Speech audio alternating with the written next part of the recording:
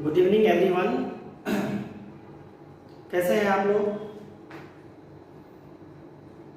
Corona का second wave बहुत ही भयावह है, तो आप लोग सेफ रहे, मास्क का उपयोग करें,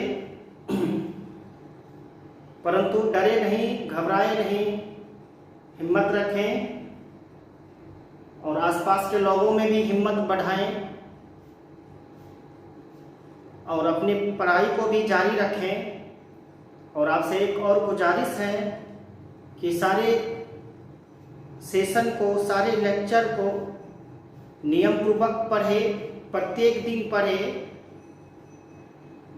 और सारा नोट्स प्रॉपर बनाए, एवरी लेक्चर को देखें। नहीं तो क्या होगा, एक ही टाइम बहुत सारा क्लासेस एक साथ हो जाएगा, फिर आप लोग कर नहीं पाएंगे, टाइम गुजर जाएगा, फिर कर नहीं पाएंगे, फिर टाइम वापस नहीं आता है।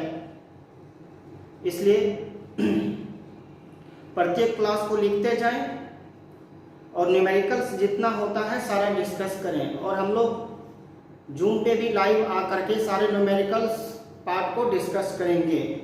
जूम आईडी आपसे शेयर कर लेंगे, ठीक है? तो चलिए, लास्ट क्लास में हिंदी सेशन में हम लोग डिस्कस किए थे वास्तविक और आभासी गहराई। तो कोई भी वस्तु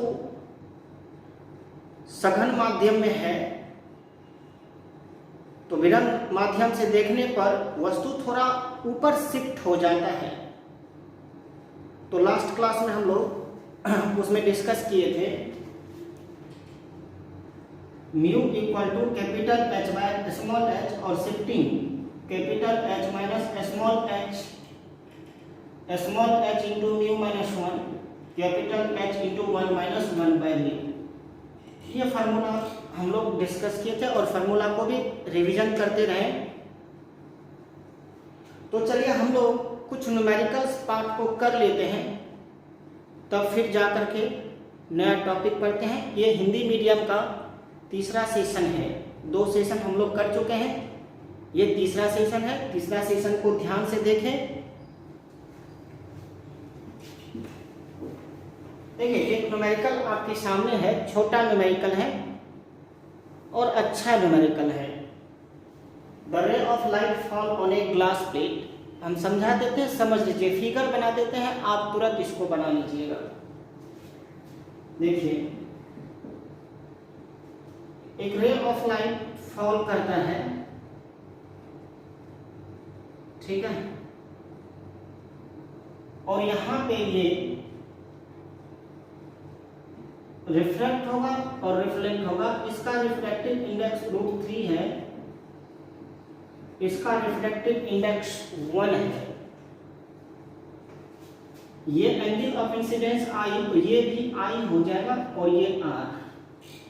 कह रहा है क्वेश्चन में, if the angle between refracted and reflected ray is 90 degree, that means this angle, यह कोण जो है 90 डिग्री दिया हुआ है।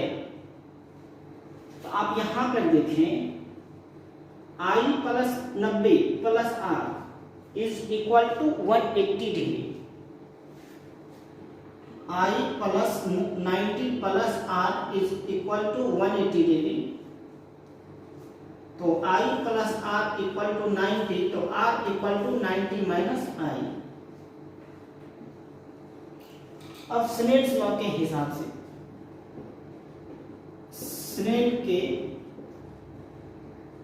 नियमानुसार आप क्या लगाएंगे, sine I by sine R equal to μ2 by μ1। तो μ2 का वैल्यू √3 है और यहां पे 1, तो साइन आई और साइन आर के बदले पुट करेंगे हम लोग 90 minus I equal to √3 by 1। तो sine I by cos I equal to √3 हो जाएगा और साइन बाय कॉस जो है 10 हो जाएगा, मीन्स 10i इक्वल टू √3 तो I equal to 60 degree, 10I equal to √3 means I equal to आपका निकल जाएगा 60 डिग्री, है ना। तो आप इसको नोट डाउन कर लीजिएगा।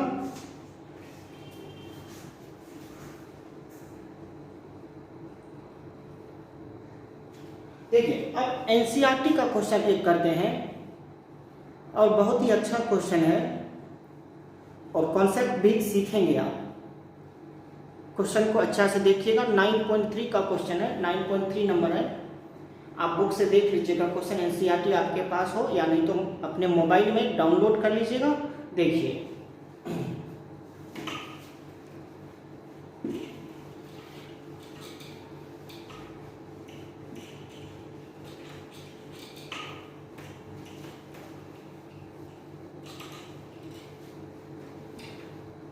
तो क्वेश्चन है 9.3, देखिए क्या है क्वेश्चन। एक टैंक है, समझा देते हैं, आप समझ जाइएगा आराम से।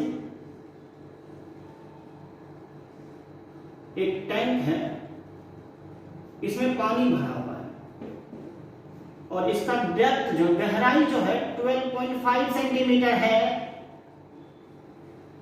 और एक नीडल सुई एक नीचे में है, यहाँ पे बॉटम में बेस में एक सुई है। तो जब हम ऊपर से देखेंगे तो ये सुई क्या होगा, थोड़ा ऊपर शिफ्ट हो जाएगा, तो ये यहां पे शिफ्ट हो जाता है। तो क्या रहा है, ये 9.4 सेंटीमीटर है, ये स्मॉल h 9.4 सेंटीमीटर है, ये आपका कैपिटल H हो गया। तो क्या है, म्यू निकालने के लिए एक पार्ट ये है, दूसरा पार्ट देखिए क्या है, ये वाटर को रिप्लेस, वाटर हटा करके कोई दूसरा मीडियम दे देता है, वाटर हटा करके दूसरा मीडियम दे देता है और हाइट ये सेम है 12.5 और इसका रिफ्रैक्टिव इंडेक्स 1.63 है। जो लिक्विड दिया है, वाटर को हटा दिया और सेम हाइट में, सेम हाइट तक दूसरा लिक्विड डाल दिया उसमें, जिसका रिफ्रैक्टिव इंडेक्स 1.63 है। तो यानी ये जो निकल है ये थोड़ा और ऊपर चला जाएगा। तो क्वेश्चन देखिए क्या है, इसमें है म्यू निकालना। तो देखिए आप जानते हैं, कल हम बताए थे आपको mu equal to capital H by small h। ये काफी ही आसान न्यूमेरिकल है, फर्स्ट पार्ट। तो mu equal to 12.5 equal by 9.4, ये डिवाइड करेंगे तो 1.33 नियर अबाउट आ जाएगा, 1.33। ये आ गया वाटर का रिफ्रैक्टिव इंडेक्स। अब यहाँ पे देखिए क्या है, जब वाटर हम रिप्लेस किए किसी अनदर मीडियम से जिसका रिफ्रैक्टिव इंडेक्स 1.3 है, तो माइक्रोस्कोप को कितना शिफ्ट कराना पड़ेगा, मीन्स इसको माइक्रोस्कोप से देख रहे थे तो माइक्रोस्कोप से कितना सेंटीमीटर पे देखना पड़ रहा था, ऊपर से 9.4 सेंटीमीटर, ऊपर से 9.4 सेंटीमीटर देखना पड़ रहा था। तो क्या करते हैं, इस केस में स्मॉल h निकाल लेते हैं। तो mu equal to capital S by small h, तो small h equal to capital H by mu. Capital H 12.5 और म्यू जो है 1.63 है। ये स्मॉल h हम लोग कैलकुलेट कर लेते हैं।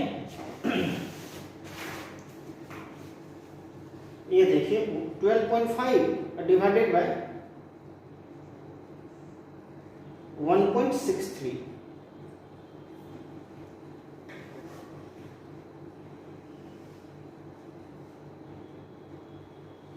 ये आ जाएगा 7.67, नियर अबाउट 7.67 सेंटीमीटर।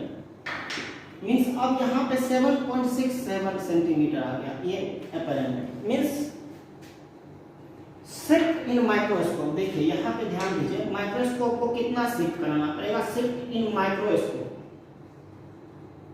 नीचे नहीं दिख रहा होगा, ठीक है, शिफ्ट इन माइक्रोस्कोप।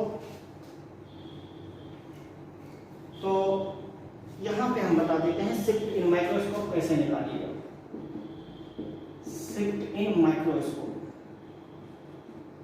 तो क्या करिएगा, देखिए यहाँ 9.4, यहाँ पे 9.4 सेंटीमीटर नीचे था, अब ये 7.67 में थोड़ा सा ऊपर उठ गया, तो अब माइक्रोस्कोप के भी थोड़ा ऊपर उठाना पड़ेगा। देखिए ये 9.4, अब वो यहाँ पे आ गया, यहाँ पे आ गया 7.67 पे, तो मीन्स माइक्रोस्कोप को थोड़ा ऊपर उठाना पड़ेगा। तो कितना ऊपर उठाना पड़ेगा? तो 9.4 माइनस 7.67, 9.4 माइनस 7.67, ये निकाल लीजिए ना। इतना ही हमारा माइक्रोस्कोप को क्या करना पड़ेगा? ऊपर की ओर शिफ्ट करना पड़ेगा, फिर से उस नीडल को देखने के लिए, है ना। तो ये एनसीईआरटी का क्वेश्चन है, देख लीजिएगा। ये सॉल्यूशन है क्वेश्चन नंबर 9.3। अब इसको यहाँ से सॉल्यूशन लिख लीजिए, ठीक है। ये फिगर बनाइए फर्स्ट, यहाँ से ये सॉल्यूशन लिखिए, यहाँ से फिर शिफ्टिंग माइक्रोस्कोप लिख लीजिएगा। ये जितना आएगा वो आपका आंसर हो गया, है ना। अब क्या है,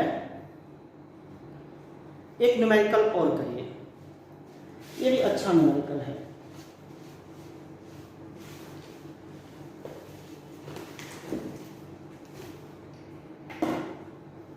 इसको लिख लीजिएगा।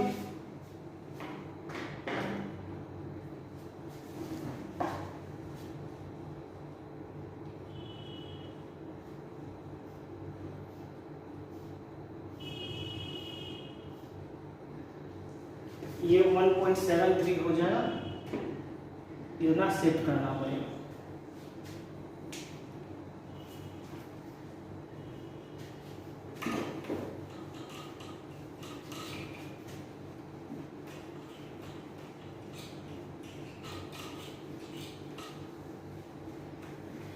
एक और न्यूमेरिकल है, इसको समझाते हैं। ये देखिएगा, ये बढ़िया क्वेश्चन है।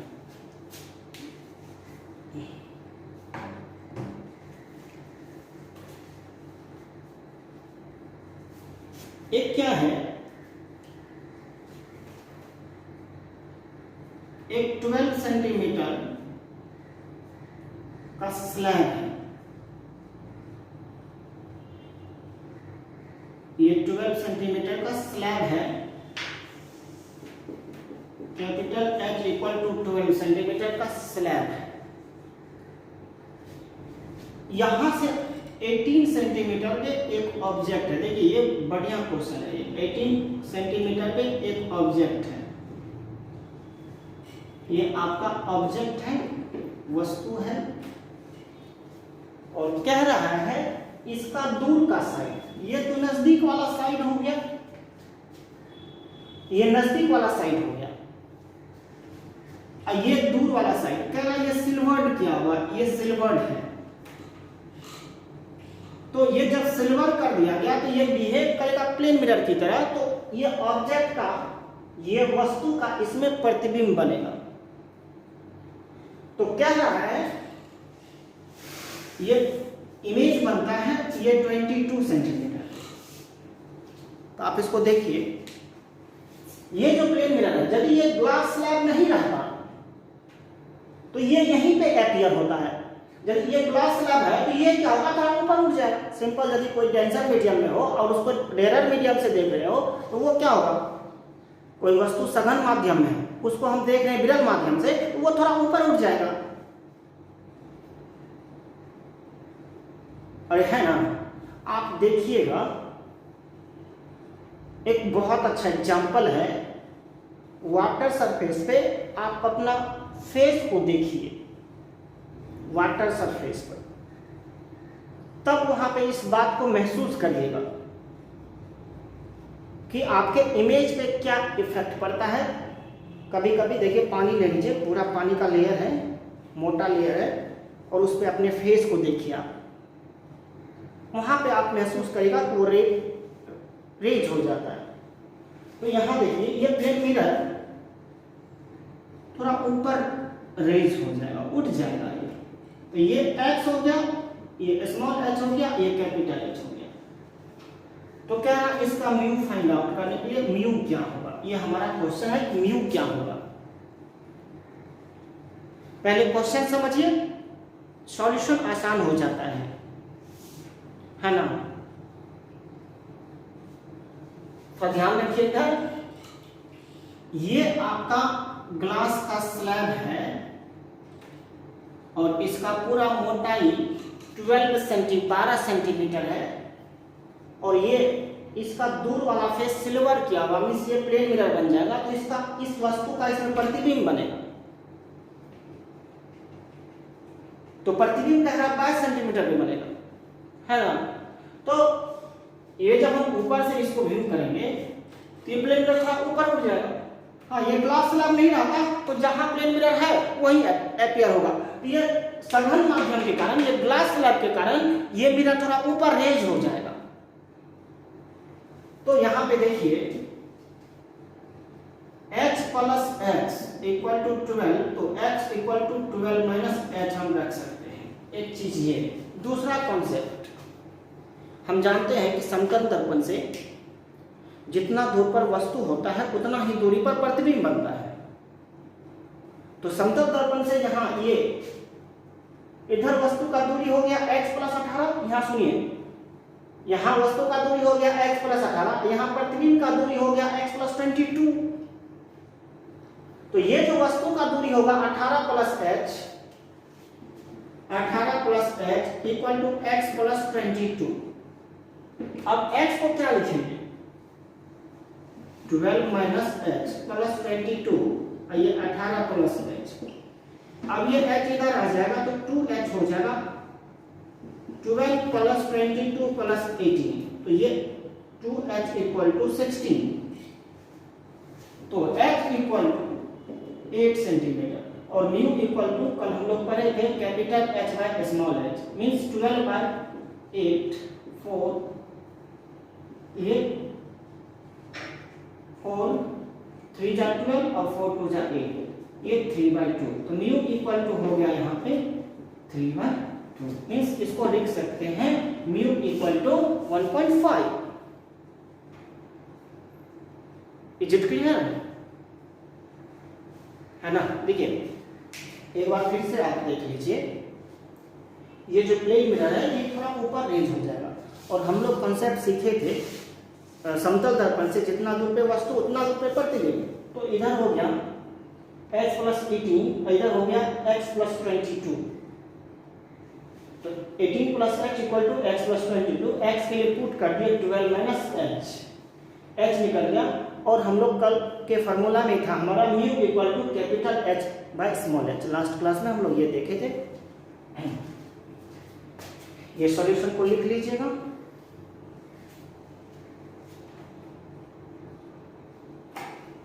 अब देखिए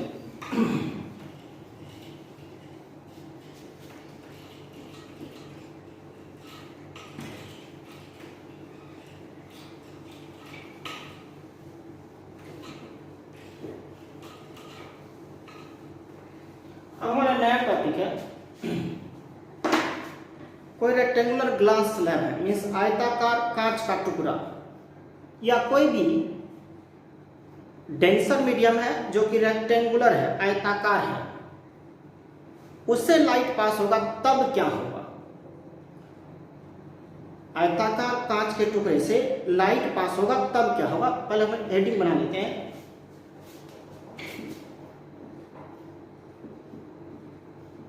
कांच के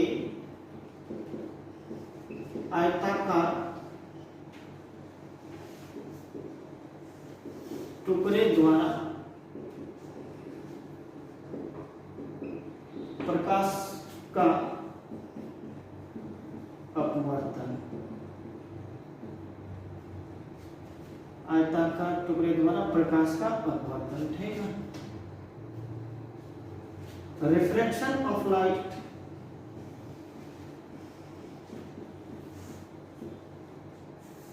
reflection of light through rectangular glass slab, rectangular glass slab, ये हमारा टॉपिक है, इसको डिस्कस करना है। Reflection of light through rectangular glass slab, है ना। तो पहले हम लोग इसको समझ लेते हैं, समझने के बाद तब हम प्रूफ कर देंगे क्या कैसे होता है। पहले समझिए।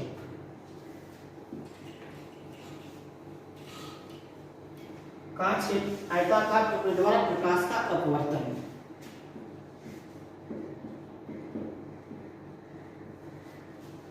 देखिए ये हमारा रेक्टेंगुलर है, तो देखिए ये फेस और ये फेस दोनों पैरेलल है, ये फेस और ये फेस दोनों पैरेलल है, तो ये लाइट इंसिडेंट हुआ।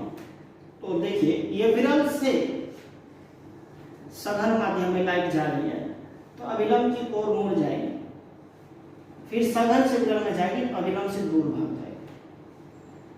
तो ये ओरिजिनल रे ऑफ लाइट हुआ, ये इंसिडेंट रे था आपतित, और ये अपवर्तित है। तो देखिए एयर से ग्लास में गया या एयर से ठीक है ग्लास में गया, फिर एयर में चला गया। तो ये और ये और ये दोनों देखिए, इसको हम लोग कह देंगे ये तो आपतित किरण है, ये उद्गामी कह देंगे। क्यों? क्योंकि एयर से चला था फिर एयर में पहुंच गया, इसलिए इसको उद्गामी किरण कहते हैं। है ये अपवर्तित ही, लेकिन अपवर्तन होकर के एक बार यहां अपवर्तन हुआ, फिर दूसरा दफा अपवर्तन होकर के ये वायु में ही आ गया है, इस वजह से इसको उद्गामी किरण कहते हैं। तो जब प्रकाश का अपवर्तन आयताकार कांच के टुकड़े द्वारा होगा, तो ये उद्गामी किरण और ये आपतित किरण दोनों एक दूसरे के समांतर हो जाएगा। समझे क्या कहना है मेरा? ये जो है आपतित किरण और ये जो उद्गामी किरण है, दोनों एक दूसरे के समांतर हो जाएगा। समझे क्या? अब कहे कि कैसे इसको प्रूफ करना पड़ेगा। हम इसको प्रूफ करने के लिए पहले समझाते हैं क्या प्रूफ करना पड़ेगा, सो दैट कि हम समझ जाएंगे इंसिडेंट रे, और इसको हम लोग कहेंगे एमर्जेंट रे। तो इंसिडेंट रे, एमर्जेंट रे, इंसिडेंट रे, एमर्जेंट रे, आपतित किरण और उद्गामी किरण दोनों एक दूसरे के समांतर हो, इसके लिए देखिए हम फिर से फ्रेश फिगर बनाकर हम आपको समझाना चाहते हैं।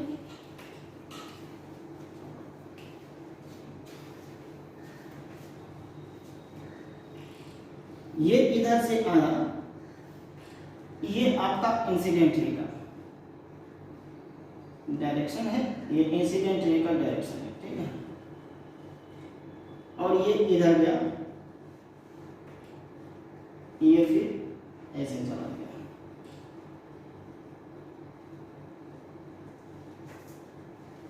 ऐसे चला गया। तो अब देखिए यहाँ पे ये इंसिडेंट रे और ये जो एमर्जेंट रे है कैसे होगा, ये आई और ये आर,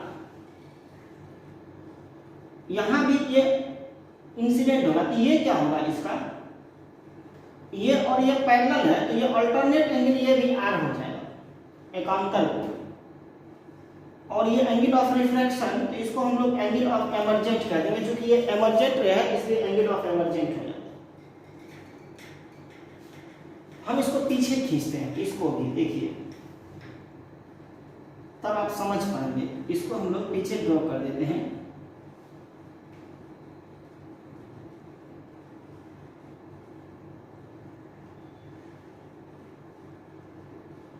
ये पीछे ड्रॉ कर देते हैं, तब देखिए समझ लेंगे आप। ये ई है, तो ये वर्टिकली अपोजिट एंगल, शीर्षाभिमुख कोण, ये भी पूरा ई हो जाएगा। और ये अभिलंब है, दोनों एक दूसरे के समांतर है, तो ये ई है, तो ये भी ई हो जाएगा, कॉरस्पॉन्डिंग एंगल, संगत कोण। तो ये ई है, तो ये भी ई हो गया। अब देखिए ये दो लाइन है, इसको ये इंटरसेक्ट कर रहा है, काट रहा है। हम पढ़े थे जब दो लाइन को एक तीसरी रेखा प्रतिच्छेद करती है, और ये जब आई और ई मीन्स ये दोनों संगत कोण बराबर हो जाएगा तो डेफिनेटली ये और ये दोनों समांतर हो जाएगा। अरे समझे क्या? हम एक बार फिर से रिपीट कर देते हैं। ये एंगल ऑफ एमर्जेंट, ठीक है ना, उद्गामी कोण कहते हैं इसको, है एंगल ऑफ रिफ्लेक्शन ही अपवर्तन कोण ही है, ये अपवर्तन कोण, इसको हम उद्गामी कोण कहेंगे। ये ई है तो ये शीर्षाभिमुख कोण ई, और ये दोनों समांतर है, ये दोनों अभिलंब है तो समांतर होगा ही डेफिनेटली, ये ई तो ये भी ई हो जाएगा संगत। अब देखिए ये दोनों लाइन को ये प्रतिच्छेद कर रही है, और जब आई और ई बराबर हो गया, आई और ई बराबर हो गया, ये दोनों लाइन डेफिनेटली एक दूसरे के समांतर होगा। यानी what we have to prove, यदि हम I equal to E proof कर देते हैं तो ये दोनों लाइन डेफिनेटली पैरेलल हो जाएगा। तो हम देखिए प्रूफ कर देते हैं।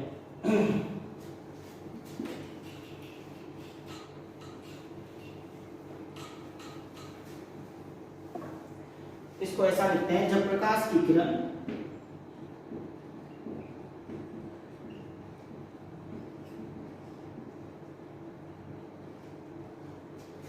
आयताकार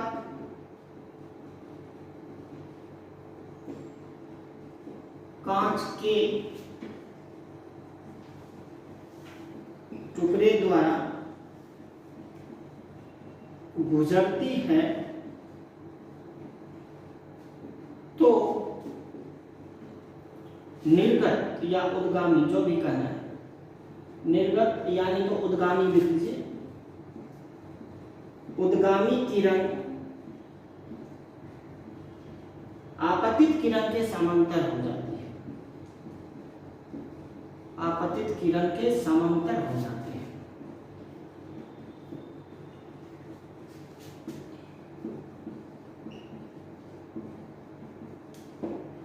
अब देखिए क्यों, ये दोनों फेस पैरेलल है ना, इसलिए ये भी क्या होता है ना, पैरेलल हो जाता है। देखिए प्रिज्म में कहाँ होता है, फिर ये प्रिज्म लीजिए, यहाँ ये लाइट गया, यहाँ ये गया, ये फिर ये और ये कहाँ पैरेलल है, नहीं ये दोनों पैरेलल, क्योंकि ये दोनों फेस ही पैरेलल नहीं है प्रिज्म का, समझे क्या? ये दोनों फेस ही पैरेलल नहीं है प्रिज्म का, इसलिए ये दोनों पैरेलल नहीं हुआ। लेकिन रेक्टेंगल का देखिए, ये दोनों अपोजिट फेस क्या होता है, पैरेलल होता है, इसलिए ये इंसिडेंट रे और एमर्जेंट रे, आपतित किरण और निर्गत किरण समांतर होता है। क्लियर? हम इसको प्रूफ कर देते हैं, इसको लिख लीजिएगा, तो हम इसको प्रूफ कर देते हैं।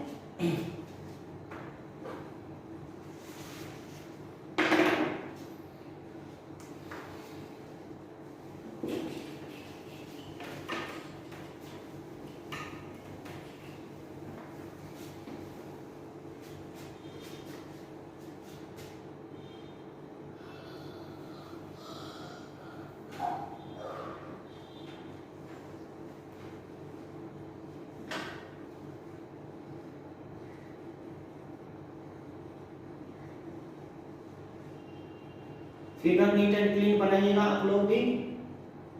देखिए ऑप्टिक्स जो है ना, ऑप्टिक्स में बार बार हम आप लोगों को कहते हैं फिगर अच्छा बनाइए, फिगर से ही सब कॉन्सेप्ट क्लियर होता चला जाएगा।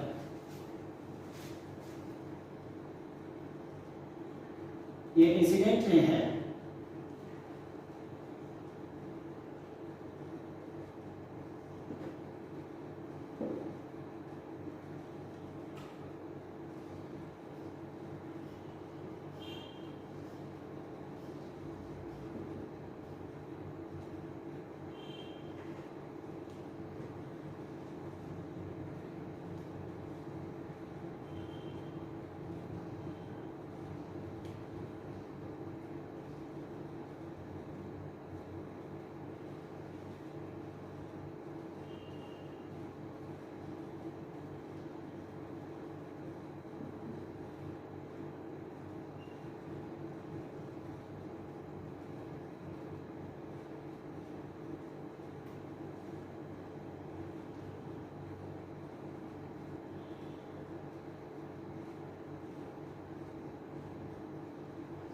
ये देखिए, ये आपका एमर्जेंट रे हो गया, निर्गत किरण। और ये आपका थिकनेस ले लीजिए टी। ये ग्लास रेक्टेंगुलर स्लैब है ABCD, इसका रिफ्रैक्टिव इंडेक्स μ2 है, इसका रिफ्रैक्टिव इंडेक्स μ1 है। ये दोनों के बीच परपेंडिकुलर डिस्टेंस ये है, ठीक है। दोनों पैरेलल होगा तो शॉर्टेस्ट डिस्टेंस कौन सा डिस्टेंस कहलाएगा? परपेंडिकुलर डिस्टेंस ही शॉर्टेस्ट डिस्टेंस कहलाएगा। अब देखिए, ये दोनों लाइन जो है ना, ये दोनों लाइन पैरेलल हो जाएगा। ये जो एंगल लिए थे हम, एंगल ऑफ एमर्जेंट। तो देखिए, ये एंगल ऑफ एमर्जेंट, ये यहाँ पे एंगल ऑफ इंसिडेंस, ये रिफ्रैक्टेड, ये फिर ये जो इसका जो एंगल ऑफ इंसिडेंस होगा सेकेंड टाइम, वो आप ये है एंगल ऑफ इंसिडेंस ही, लेकिन इसके बराबर हो जाएगा क्योंकि अल्टरनेट एंगल सेम हो जाता है। ये आर तो ये भी आर हो जाएगा, ये टी। अब देखेंगे यहाँ पे स्टूडेंट्स लगाइए फेस AB पर पृष्ठ लिखिए, देखिएगा पृष्ठ AB पर या पृष्ठ AB के लिए देखिए, यहां पे आप लिखेंगे sin I bye sin R, जा रहा है μ2 में तो μ2 बाय μ1, इक्वेशन नंबर 1। और पृष्ठ CD के लिए देखिए, यहां पे जो रिफ्लेक्शन हुआ है पृष्ठ CD पे, पृष्ठ CD पे क्या लगाएंगे? देखिए यहां पे एंगल ऑफ इंसिडेंस R है और एंगल ऑफ रिफ्लेक्शन E है, तो sin R by sin E।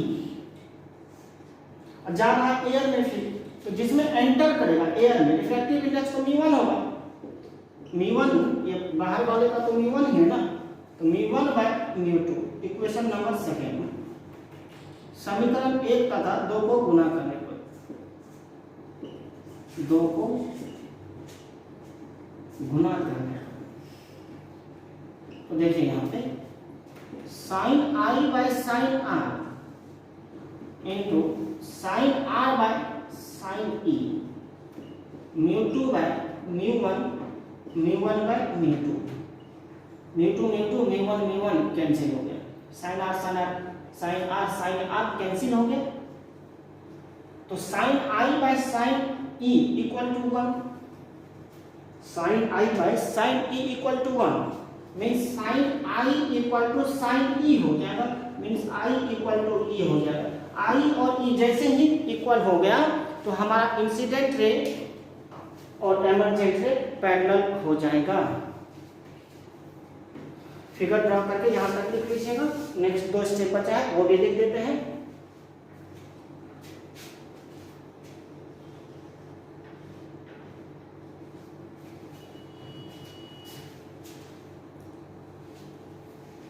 लिख लिया ना?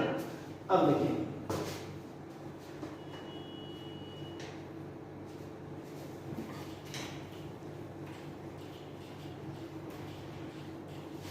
sin I bye sin R equal to 1, तो sin I equal to sin R, तो I इक्वल टू E हो जाएगा। Hence incident ray becomes parallel to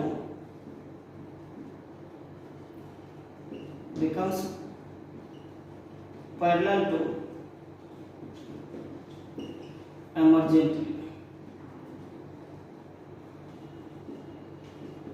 अतः निर्गत किरण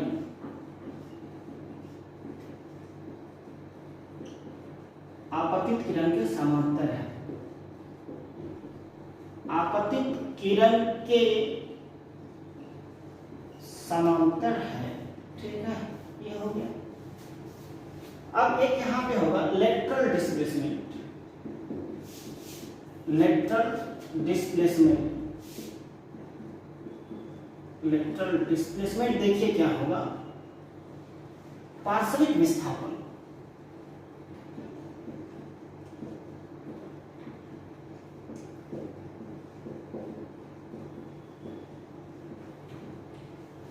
पार्श्विक विस्थापन,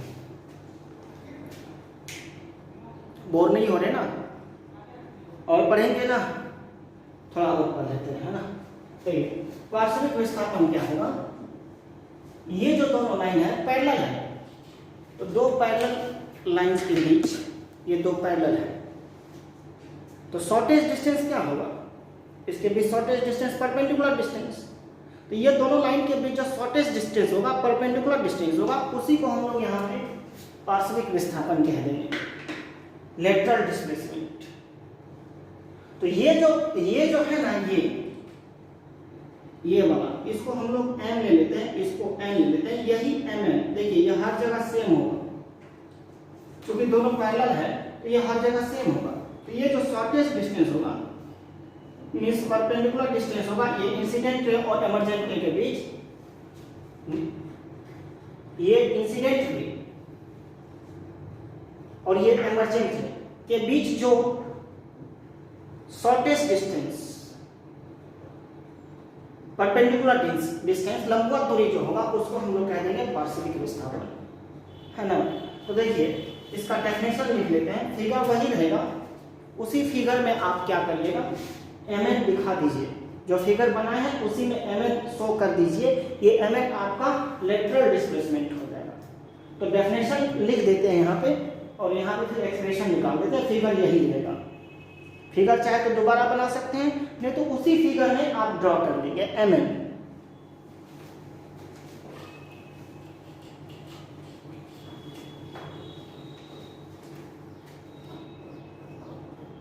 आपतित किरण तथा निर्गत किरण के बीच निम्नतम दूरी, निम्नतम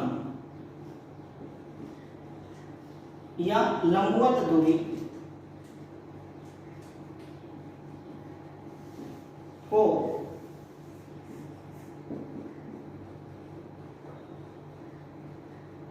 पार्श्विक विस्थापन कहते हैं।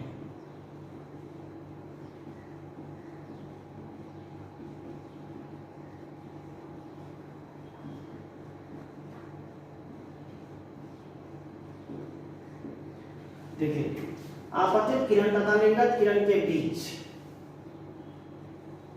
निम्नतम लंबवत दूरी को पार्श्विक विस्थापन कहते हैं। अब इसको देखिए mn निकालना है, यानी पार्श्विक विस्थापन इक्वल टू, यहाँ पे लिख देंगे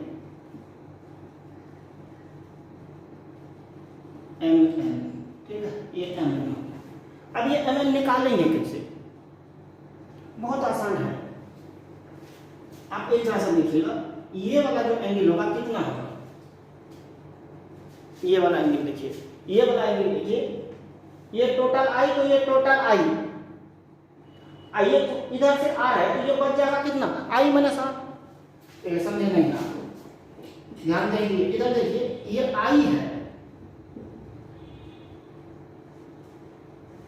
ये इधर चला गया, ये आर है, ये टोटल आपका आई हो जाएगा। ये कितना आर है, तो ये कितना बचेगा बोलिए, आई माइनस आर। अरे हुआ ना,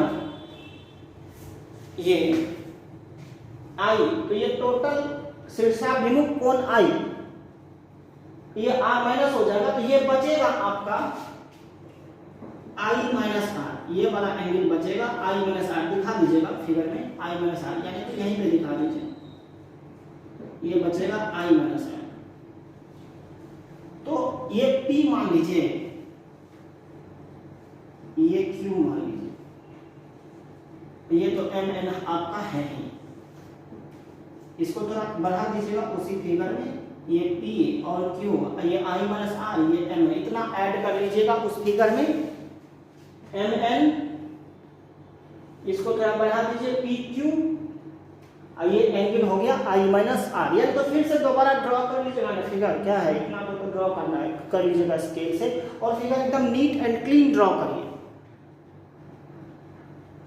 स्केल से, 5 रुपया में स्केल होता है।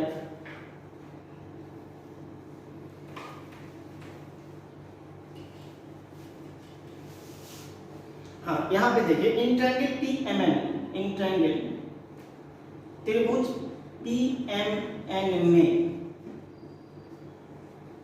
त्रिभुज PMN में देखिए साइन I माइनस R,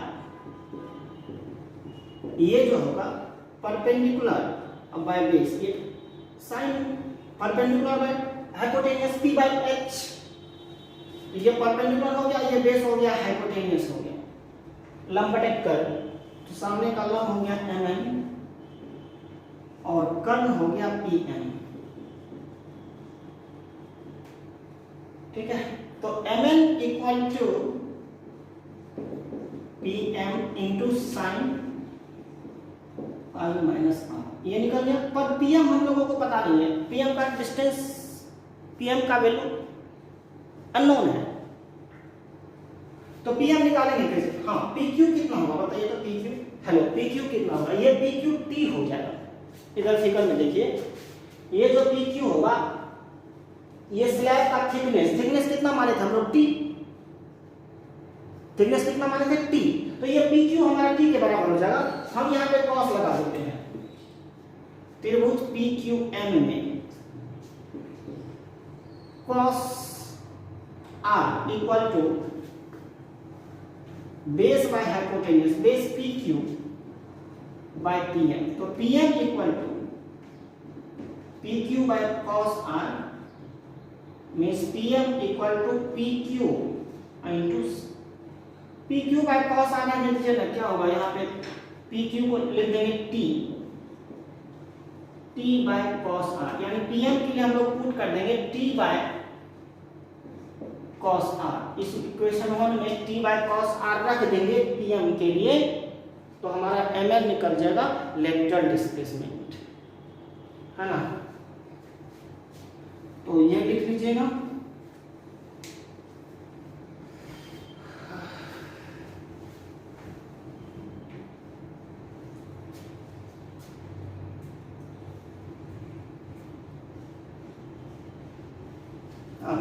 तो इसको फाइनल लिख देते हैं। ये फिगर पॉज करके ये फिगर अच्छा से ड्रॉ कर लीजिएगा और नीट फिगर बनेगा, एकदम क्लीन होना चाहिए, प्रेजेंटेशन बढ़िया होना चाहिए आपका, ऐसे नहीं ऐसे ऐसे ऐसे बना दीजिएगा।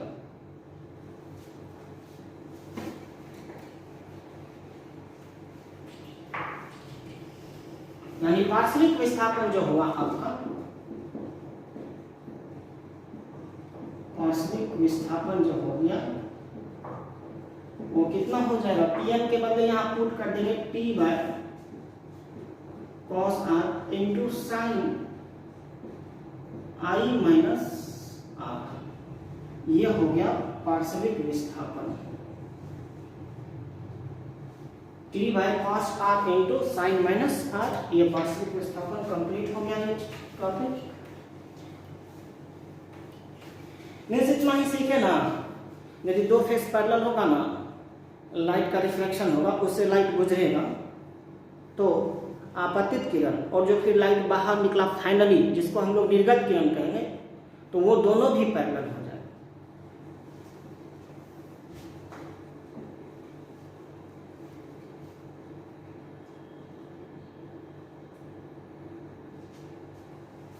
अब नेक्स्ट टॉपिक है आपका, ये बहुत इंटरेस्टिंग टॉपिक है, ये क्रिटिकल एंगल।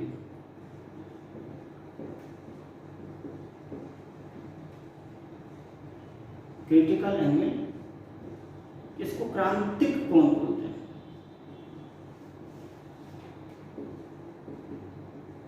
क्रांतिक कोण, ये बहुत ही इंटरेस्टिंग टॉपिक है और बहुत ही अच्छा लगेगा ये टॉपिक।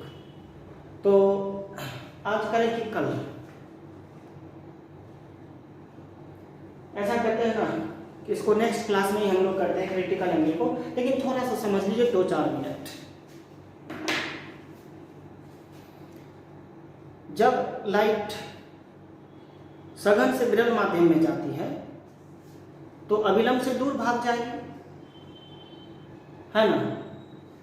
तो क्रिटिकल एंगल तभी बनेगा जब प्रकाश सघन से विरल में जाएगा। कब? जब प्रकाश सघन से विरल माध्यम में जाएगी। देखिए यहाँ पे एक मिनट देखिए, जरा सा ध्यान से देखिए। ये सघन है, ये विरल माध्यम है, ये लाइन जाना है, ये दूर हो गया, ये अविलंब से दूर हो गया, थोड़ा ये बढ़ेगा, ये थोड़ा और दूर हो गया, थोड़ा ये बढ़ेगा। जैसे ही ये सरफेस को टच करते हुए मीन्स ये जो आर है 90 डिग्री हो जाएगा, तो इस आई को हम लोग क्रिटिकल एंगल कहेंगे। मीन्स ये क्रिटिकल एंगल कौन सा मीडियम में है? अरे सघन माध्यम में है, ये सघन से विरल में न जा रही है। देखिए फिर हम एक बात और समझाते हैं। ये आपका सघन माध्यम है, ये विरल माध्यम है। ये बड़ा फिगर से देखिए, क्लीन होना चाहिए, बड़ा में अच्छा समझ में आता है। यहां देखिए ये आई है, ये अविलंब से दूर भाग गया, सघन से विरल में जा रहा है, तो थोड़ा इसको और बढ़ाएंगे तो ये थोड़ा और दूर भाग जाएगा। मीन्स ये आर बढ़ गया, थोड़ा और बढ़ाइए। अब ये जो आई है इसके कोरस्पोंडिंग ये सरफेस को टच करते हुए जरा मीन्स आर 90 डिग्री हो गया, यानी उस आई का वैल्यू सघन माध्यम में जब विरल माध्यम है एंगल ऑफ रिफ्रैक्शन कितना डिग्री हो जाएगा? 90 डिग्री हो जाएगा। मीन्स ये आर जब 90 डिग्री हो जाएगा तब जो एंगल ऑफ इंसिडेंस विरल माध्यम में होगा, इस एंगल ऑफ इंसिडेंस को हम लोग कह देंगे क्रिटिकल एंगल, क्रांतिक कोण। अरे समझे क्या? तो चलिए आज के क्लास में हम लोग इतना तक रहने देते हैं और इसको पूरा कंप्लीट करके रखिएगा। फिर हम लोग इसका न्यूमेरिकल्स पहले कंप्लीट कर देंगे। पहले जितना एनालिसिस पार्ट है वो सारा जितना पॉसिबिलिटी है न्यूमेरिकल पूछने का, सारे पॉसिबिलिटीज को, सारे एनालिसिस को हम लोग कर लेंगे, तब इसका न्यूमेरिकल पार्ट को करेंगे। तो उसके लिए फिर हम लोग जूम का भी एक जूम पे भी आ जाएंगे लाइव, और फिर हम लोग न्यूमेरिकल पार्ट को डिस्कस करेंगे। जो जो न्यूमेरिकल होगा आपको प्रॉब्लम वो जूम पे डायरेक्ट पूछिएगा, तो वहाँ पे हम लोग ये बताएंगे, ठीक है, जितना भी न्यूमेरिकल होगा इसका। और हाँ, जो भी न्यूमेरिकल्स में प्रॉब्लम हो उसको डायरेक्टली आप लोग व्हाट्सएप पे भी शेयर कर सकते हैं, उसका सॉल्यूशन हम आपको भेज देंगे। और घर में बैठे हैं सारे न्यूमेरिकल्स को बनाइए, जितना भी बुक है, जिस बुक से भी बनाना हो उसको आप लोग बनाइए, टॉपिक वाइज जो जो न्यूमेरिकल्स है बनाते चलिए। जो भी प्रॉब्लम होता है या डाउट है तो आप उसको हमारे व्हाट्सएप पे भी भेज सकते हैं, नंबर तो आपके पास है ही, तो उस पर भेजिए और आपको हम सॉल्यूशन देंगे, ठीक है। Thank you.